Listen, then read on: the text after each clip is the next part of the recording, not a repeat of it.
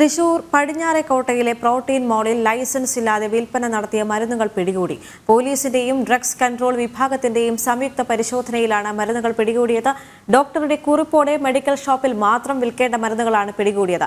M Manoj ഉണ്ട് വിവരങ്ങളുമായി. മനോജ്, വളരെ ഗുരുതരമായ ഒരു തെറ്റ് തന്നെയാണ് പ്രോട്ടീൻ മാളിൽ ഉണ്ടായിരിക്കുന്നത്. ഡോക്ടറുടെ പ്രിസ്ക്രിപ്ഷൻ കൊണ്ട് മാത്രം കിട്ടേണ്ട മരുന്നുകൾ അവിടെ വിറ്റഴിച്ചു എന്ന് പറയുമ്പോൾ ഒരിക്കലും അത് നിസ്സാരമായി കാണാൻ സാധിക്കില്ല. എന്തൊക്കെയാണ് വിശദാംശങ്ങൾ?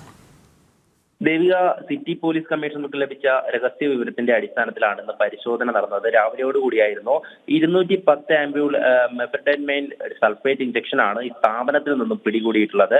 ഡോക്ടറുടെ കുറിപ്പടിയോടുകൂടെ BP-ക്ക് മെഡിക്കൽ ഷോപ്പുകളിൽ നൽകുന്ന മരുന്നാണിത്. ഈ ബോഡി ബിൽഡർമാർക്ക് സ്റ്റാമിന വർദ്ധിപ്പിക്കാനായാണ് ഈ മരുന്നുകൾ നൽകുന്നതെന്നും 5 മുതൽ 7 വർഷം വരെ തടവ് ലഭിക്കാവുന്ന ശിക്ഷയാണെന്നും ഇത് പരിശോധന നടത്തിയ സീനിയർ ഡ്രഗ് ഇൻസ്പെക്ടർ തന്നെ പറഞ്ഞു. തുടർന്ന് സ്ഥാപനത്തിന്റെ ഉടമയായിട്ടുള്ള ഈ വിഷ്ണുവിന്റെ വീട്ടിലും പരിശോധന നടത്തി. ഈ പരിശോധനയിൽ 150ഓളം വ്യത്യസ്ത വിദേശ നിർമ്മിത അനബോളിക് സ്റ്റീറോയിഡുകളും കണ്ടെത്തിയിട്ടുണ്ട്. ഈ ഓസ്ട്രേലിയ, ബൾഗേറിയ തുടങ്ങിയ രാജ്യങ്ങളിൽ നിന്നുമാണ് ഈ മരുന്നുകൾ എത്തിച്ചിരിക്കുന്നത്. സ്ഥാപന ഉടമ വിഷ്ണു ഇതിനു മുമ്പും ഈ ലഹരിമരുന്ന് കേസുകളിൽ പ്രതിയായിട്ടുണ്ട്.